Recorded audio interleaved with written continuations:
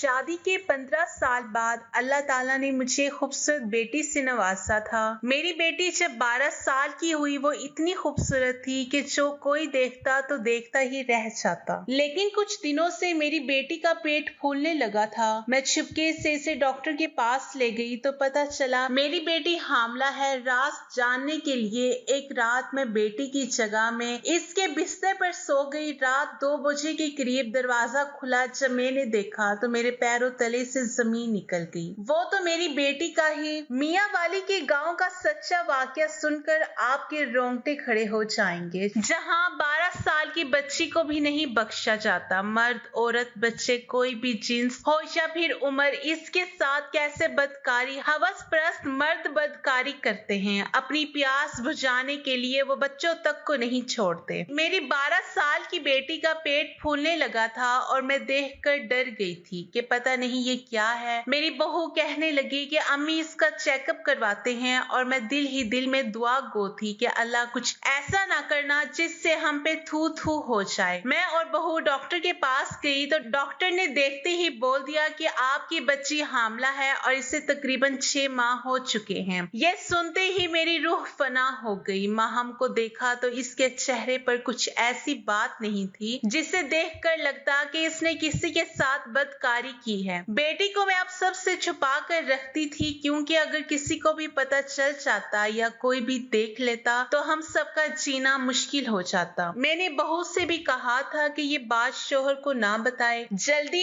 इसका कोई ना कोई हल निकालते हैं क्योंकि इस तरह तो गुजारा नहीं है। मेरी बहू मेरी बात समझ चुकी थी। इसने मुझसे वादा किया कि वो माहम की ये बात किसी से नहीं करेगी। मुझे अपनी बच्ची के लिए हर वक्त डर सा लगा रहता था। एक दिन मैंने अपनी बेटी को स्टोर रूम में सुला दिया और खुद इसके कमरे में सो गई ताकि पता तो चले कि कमरे में कौन आता जाता है या फिर किसी ने बाहर से ही। मुझे इसके बिस्तर पर पड़े कुछ ही वक्त गुजरा था कि कदमों की आहट सुनकर मैं चौंक गई क्योंकि मेरी बेटी के साथ बदकारी करने वाला कोई और नहीं बल्कि इसका सगा। मेरा नाम अस्मा है। मेरी उम्र 20 साल थी जब मैं ब्याह कर ससुराल आ गई थी। मेरी 2 औलादें थी। पहली औलाद तो अल्लाह ने शादी के फौरन बाद दे दी जो कि लड़का था, मगर मुझे बेटी का बहुत शौक था कि अल्लाह करे मेरी बेटी हो। मैं भी इसके नाज नखरे उठाऊं, इससे बातें करूं, मगर मेरी बेटी नहीं थी। शोहर कई बार मुझे बोल चुके थे कि ये तो अल्लाह की देन है, तुम परेशान क्यों होती हो। अगर हमारे नसीब में बेटी का प्यार हुआ तो बेटी मिल जाएगी, वरना जो अल्लाह को मंजूर। तुम हर वक्त रोती ना रहा करो। हर काम में कोई ना कोई मुसलत छुपी होती है। हो सकता है इसमें कोई बेहतरी हो। रब के फैसलों पे यकीन रखना सीखो। मैं जब भी कभी बेटी का नाम लेती तो शोहर इस तरह मुझे समझाते थे। मैंने दूसरी औलाद के लिए बहुत मिन्नतें मुरादें मांगी थी। अल्लाह ने मेरी मुराद सुन ली थी और मैं हामला हो गई। इस वक्त मेरा बेटा 17 साल का था। पहली औलाद का इतने बड़े होकर दूसरी औलाद की खुशखबरी सुनना थोड़ा मायूब था, मगर मैं खुश थी कि मेरे बेटे की अब बहन हो गई। 9 माह मेरे बहुत मुश्किल से गुजरे थे। अभी मेरा दूसरा ही माह था कि घर में आग लग गई। कभी मेरे शोहर का एक्सीडेंट हो गया। इस तरह पूरे 9 माह कोई ना कोई बदशुगनी होती रहती थी। इस्लाम में बदशुगनी, शुगन वगैरह हराम है, मगर इस्लाम को मानने वालों ने मेरे होने वाले बच्चे को बहुत से गलत नामों से नवाजना शुरू कर दिया था। मुझे अल्लाह पे यकीन था कि ये सब तो नसीब का खेल है, वरना इस तरह कुछ नहीं होता। ना ही कोई बच्चा या इंसान बदशुगन होता है। चूंकि गांव के लोग में वही पुराने रस्म रिवाज और सोच पाई जाती हैं, इसलिए इनको यही सब कुछ लगता है। मेरी 9 माह मुकम्मल हो चुके थे। डिलीवरी का वक्त करीब था। डॉक्टर ने मेरे शोहर को हौसला दिया और ऑपरेशन थिएटर में आ गए। वो वक्त मेरे शोहर पर क़यामत जैसा था। अल्लाह ने इनकी दुआएं सुन ली थी और चांद जैसी बेटी से मेरी गोद हरी हो गई थी। जब मुझे होश आया और शोहर ने ये खबर सुनाई तो मेरे पांव जमीन पे ही नहीं टिक रहे थे। मैं बहुत खुश थी कि अल्लाह ने मुझे बेटी जैसी नेमत से नवाजा है। मेरी मनते और मुरादें पूरी हो गई थी। मैं चिल्ला काटने के बाद पहले अपने शोहर के पास गई और कहा कि मुझे बेटी की मनते उतारनी है। इन्होंने कहा ये सब नहीं होता, देने वाला अल्लाह है। फिर हम क्यों इसके अलावा कहीं और जाकर शुक्र करें, जबकि शुक्र के लायक सिर्फ वही जात है। तुम तो शिर्क कर रही हो। ये बात सुनकर मैंने अपना सीना पीट लिया और कहा अल्लाह मुझे माफ कर, मैं शिर्क नहीं कर रही। मैं जानती हूँ देने वाली जात अल्लाह की है। अल्लाह ने वसीले बनाए हैं, इनका वास्ता दे लेकर जब हम दुआ मांगते हैं तो इससे अपने नेक बंदों के सदके से पूरी करनी होती है। बाकी आपकी बात बिल्कुल बचा है, बेशक इस जात के अलावा किसी का शुक्र अदा नहीं किया जा सकता, वही देने और लेने वाला है। मेरे शौहर जानते थे कि मैं इनसे नहीं जीत सकती, इसलिए कहने लगे ठीक है, मैं मन्नतें उतार दूंगा मगर तुम घर पे ही रहोगी, तुमने मन्नत पूरी करनी है ना, वो उतर जाएगी। किसी भी दरबार पर तुम्हारा जाना जरूरी नहीं है। मुझे आम खाने से गर्ज थी तो मैं गुठलियां क्यों गिनती। इस पर राजी होगी और शौहर से कहा ठीक है, आपकी जैसी मर्जी आप कर ले। मैंने अपनी बेटी का प्यार से नाम चांदनी रखा था। सभी मेरे नाम पर हैरान थे कि ये कैसा नाम है, मगर मुझे अपनी बेटी चांद का टुकड़ा लगती थी, इसलिए मैंने इसका नाम इसी निस्बत से रख दिया। लेकिन उसका असल नाम मैंने महाम रखा था, लेकिन हम सब उसको प्यार से चांदनी बुलाया करते थे। मेरा बेटा जैन अपनी बहन का बहुत ख्याल रखता था, मगर जब भी वो स्कूल से आता तो अक्सर गुमसुम रहता था। मैंने कई बार इससे पूछा कि बेटा क्या बात है, तो इसने कहा कि स्कूल के बच्चे इसे चिढ़ाते हैं कि तुम 17 साल के हो चुके और तुम्हारे माँ और बाप ने अब बच्चा पैदा किया है। हम अक्सर बच्चों को ऐसी बातों पर बहुत मारते हैं या फिर डांट कर चुप करवा देते हैं, मगर बच्चे तकरीबन सभी बातें समझते हैं। हमारा जमाना और था,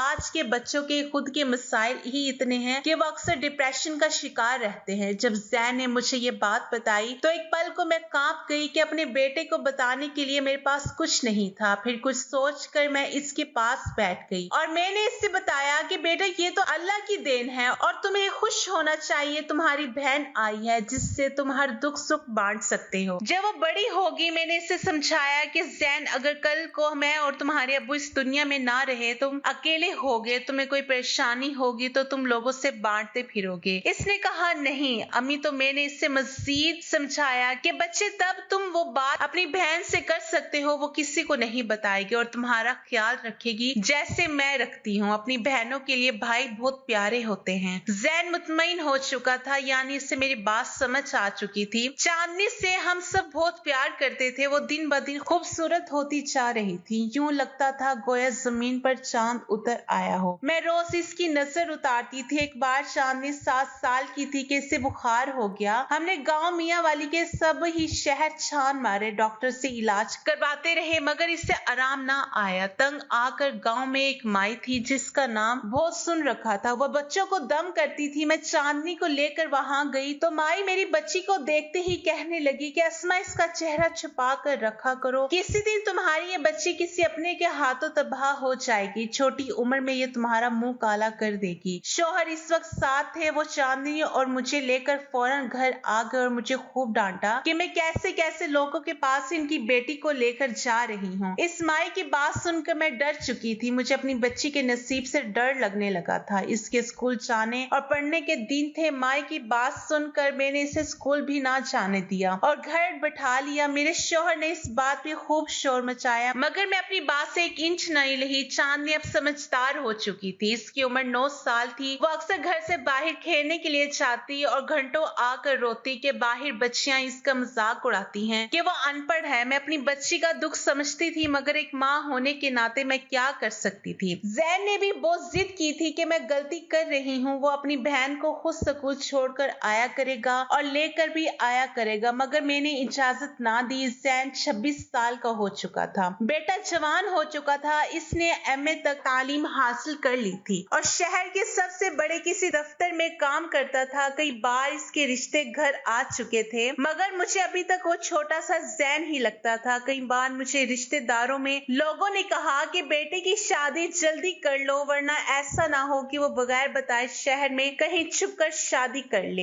ये बात सुनकर मैंने बेटे के रिश्ते देखना शुरू कर दिए। जब जैन को पता चला तो इसने कहा अम्मी आप जहाँ कहेंगी कर लूंगा। मेरे शौहर की तबीयत भी खराब रहने लगी थी। इन्होंने बेटे का रिश्ता गांव में ही तय कर दिया। लड़की पढ़ी लिखी नहीं थी। मैंने जब इसरार किया तो शौहर कहने लगे कि मैं अब ज़बान दे चुका हूँ और लड़की अच्छी है, हमारी खिदमत करेगी, ज़ैन को भी खुश रखेगी, तुम्हें किस बात का डर है। चांदनी भाई की शादी का सुनकर बहुत खुश हो गई थी। इस वक्त वो 12 साल की थी जब ज़ैन की हमने शादी कर दी और रिहाना को बहू बनाकर घर ले आए। रिहाना घरदारी में माहिर थी। शादी के 2 माह में वो हम सबका दिल जीत चुकी थी। मैं तो इससे दुआएं देती ना थकती थी कि चलो अल्लाह ने इतनी सुगर बच्ची मेरे बेटे की दुल्हन बना दी। चांदनी हर वक्त भाभी भाभी करती रहती। रिहाना के आने के बाद भी ज़ैन चांदनी को ज्यादा वक्त देता था जैसे शादी से पहले देता था। रिहाना इस बात का हमसे शिकवा नहीं करती थी, मगर मैं ये बात इसके चेहरे से पढ़ चुकी थी। मैंने ज़ैन को ये बात समझाई कि बेटा इस बात का ख्याल रखो कि बीवी और बहन में कोई बात ना हो। तुम इसे ज्यादा वक्त देते हो और इससे कम। बेटे की शादी को 9 माह हो चुके थे, मगर मैंने नोट किया था जैसे मेरी बहू का अपने मायके आना जाना बहुत है। वो हर हफ्ते में 2-3 बार मायके का चक्कर लगा कर आती, जो बात मुझे बिल्कुल पसंद नहीं थी। मैंने बहू को मना किया तो इसने कहा,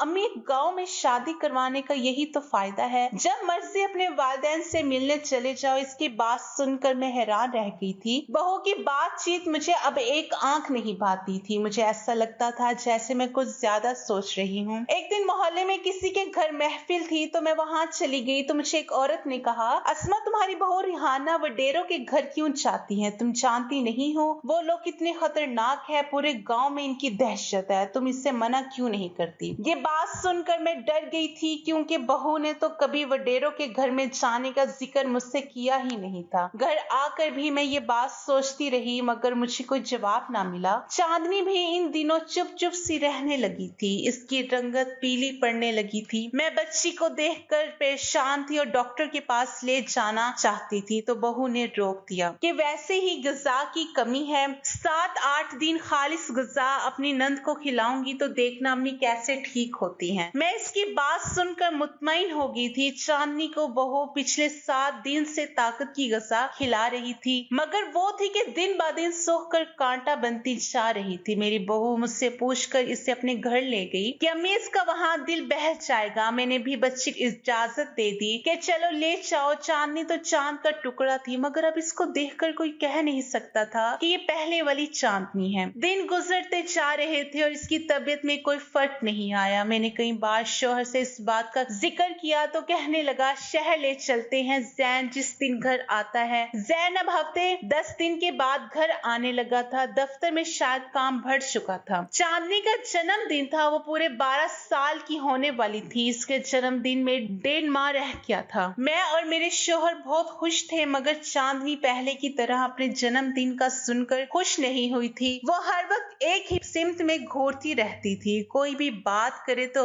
गायब दिमागी से काम लेती थी। कई बार मैंने देखा कि मेरी बहू इसे स्टोर रूम में ले जाती है और काफी देर बाद वहां से निकलती है। एक दिन जब मैंने बहू से पूछा तो कहने लगी, अम्मी मैं तो इसका ध्यान बटाने के लिए पुरानी चीजें दिखाती हूँ। मेरा दिल हर वक्त घबराता रहता था। चांदनी का पेट बड़ा होता जा रहा था। देखने वालों को लगता था जैसे वो हामला हो चुकी है और इसे 6ठा महीना लगा है। चांदनी का फूला पेट देखकर मैं डर गई। मैंने बहू से कहा कि तुम बच्ची को अक्सर अपने घर लेकर जाती हो, वहाँ कुछ हुआ है क्या? तो इसने मुझे कहा कि आप मुझ पर इल्जाम लगा रही हैं। जब से इस घर में आई हूँ मैंने इसे अपनी बहन समझा है। मैंने ये बात इसे कहीं भी करने से मना किया था। चांदनी से कुछ पूछती तो वो बस खिला में देखती रहती, कोई जवाब ही ना देती। अगर ये बात घर से बाहर चली जाती तो न जाने पूरे गांव में हमारी इज्जत की कैसी धज्जियां उड़ती। शौहर तो मुझे जिंदा ही गाड़ देते कि मेरी लापरवाही की वजह से ये सब हुआ है। मैं और बहू इसे इस रात के वक्त छुप छुपा कर डॉक्टरनी के पास लेकर गए तो इसने देखते ही ऐसा राज का इंकशाफ किया कि मैं तो उधर ही ढह सी गई थी। इसने देखते ही मुझे बोल दिया कि आपकी बेटी हामला है और 3 माह तक ये बच्चा जनने वाली है। मैं ये बात सुनकर सख्ते में आ चुकी थी। मैंने डॉक्टर से कहा कि आप एक बार टेस्ट तो करें, तो वो गुस्सा हो गई। क्या आपको मेरी बात पे यकीन नहीं है कि डॉक्टर आप है या मैं? कहा ना आपकी बच्ची हामला है। पहले ध्यान नहीं देते, जब औलाद ऐसे चांद चढ़ाती हैं तो डॉक्टर्स को झूठा कहते हैं। डॉक्टर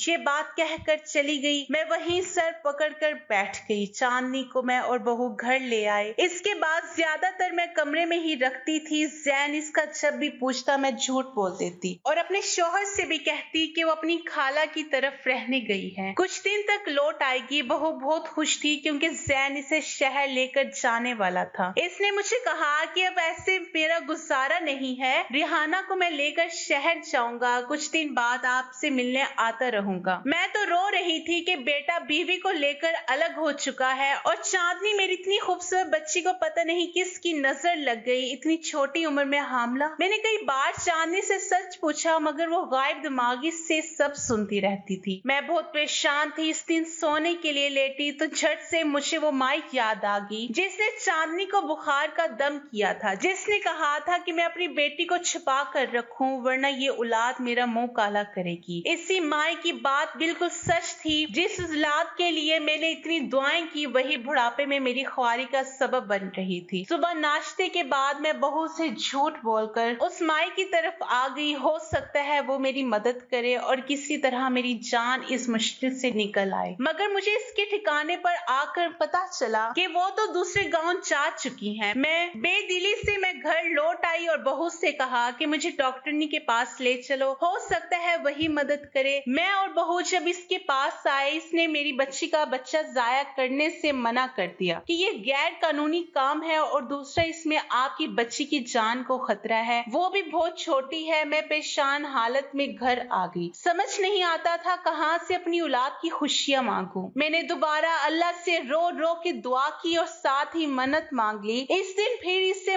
माई की तरफ गई और अल्लाह की करनी ऐसी हुई कि दूसरे गांव में वो मुझे आसानी से मिल गई। जब मैंने इसे सारा किस्सा सुनाया तो इसने मुझे एक दवा दी कि ये बच्ची को पिला और इसके साथ ही बच्ची के बिस्तर पे खुद सो जा, तुझे पता चल जाएगा कि तेरी बच्ची कैसे हामला हुई है। अस्मा, मैंने कुछ साल पहले तुझे कहा भी था कि बच्ची पे ध्यान रख, तूने मेरी बात नहीं मानी। अब भुगत रही है ना। मैं घर आकर चांदनी को दीवार पिला चुकी थी और इसे बहू से छुपाकर स्टोर रूम में सुला दिया और खुद जाकर इसके बिस्तर पर सो गई। आधी रात गुजर चुकी थी मगर अभी तक चांदनी की तरफ ध्यान था। पता नहीं वो ठीक हो गई या नहीं। अगर किसी को पता चल गया तो क्या होगा और कल को मेरा बेटा बहू भी शहर चले जाएंगे। मैं इसी सोच में गुम थी कि कमरे में कदमों की आहट सुनाई दी। मैं दम सारे लेटी रही थी। कुछ ही मिनट के बाद कमरे में धुआं फैलना शुरू हो गया जो मेरे दिमाग को चढ़ा तो मैं फौरन चौंक कर उठी। इस वक्त मेरे कमरे में कौन हो सकता था, मगर जो ही मैं उठी मेरी रूह लरस गई क्योंकि इस वक्त कमरे में कोई और नहीं बल्कि आधी रात को चांदनी की सगी भाभी रिहाना थी। वो मुझे देखकर डर गई। मैंने कमरे की बत्ती जलाई तो इस वक्त इसके हाथ में कोई मीठी चीज थी। मैं गुस्से से इसे पूछने लगी कि तुम यहाँ चांदनी के कमरे में क्या कर रही हो और ये धुआं किस चीज का है। मेरी बात सुनकर वो साफ मुकर गई मगर मैं जान चुकी थी कि चांदनी की इस हालत के पीछे रिहाना है। मेरी आवाज सुनकर जैन और मेरा शौहर भी वहां आ गए। बेटे ने आते ही कमरे की खिड़कियां खोली ताकि धुआं बाहर निकले। इसके हाथ से मैंने खाना लेकर फेंक दिया और कहा, सच बताओ रिहाना,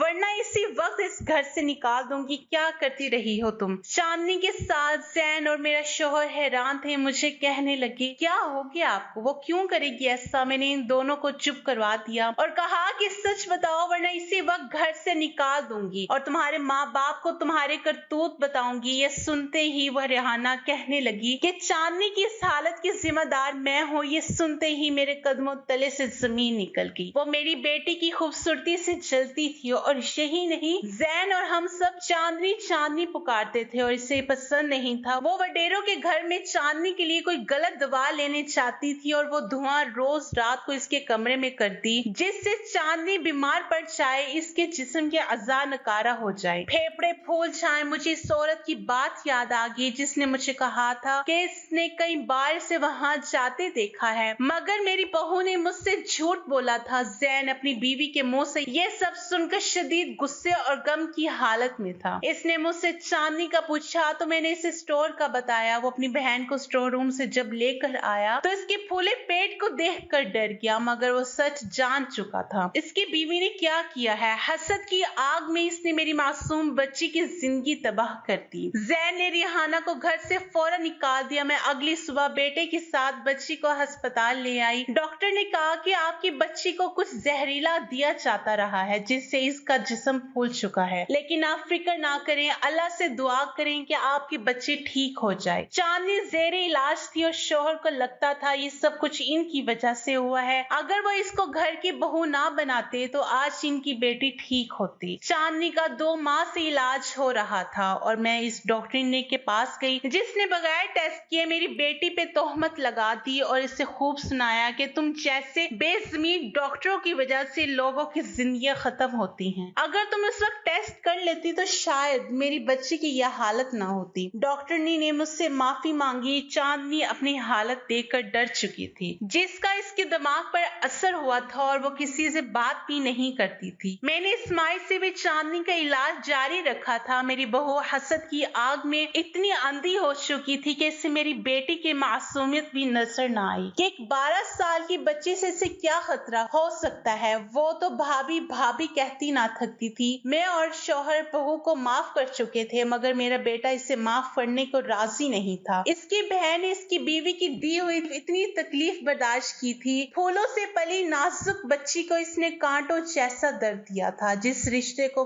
हसद रिश्ते को खा जाता है। हर इंसान को वही मिलता है जिसकी वो कोशिश करता है और मोहब्बत तो कमानी पड़ती है या फिर नसीब की बात होती है। इसी तरह हसद और बदले से हम कभी भी किसी का दिल नहीं जीत सकते बल्कि दिलों से उतर जाते हैं। जैसे मेरी बहू उतर गई थी। इसकी गलती को हमने माफ तो कर दिया था क्योंकि वो मेरे बेटे के बच्चे की माँ बन चुकी थी मगर दिलों में आई खलश को कोई भी खत्म नहीं कर सकता था। इसलिए कभी भी किसी का घर बर्बाद करके इस पर अपने घर की बुनियाद ना रखें। तो दोस्तों ये थी आज की हमारी कहानी। वीडियो अगर पसंद आए तो लाइक और शेयर जरूर कीजिएगा और हमारे चैनल को जरूर सब्सक्राइब कीजिएगा ताकि हर आने वाली वीडियो का नोटिफिकेशन बर वक्त आपको मिल सके। शुक्रिया।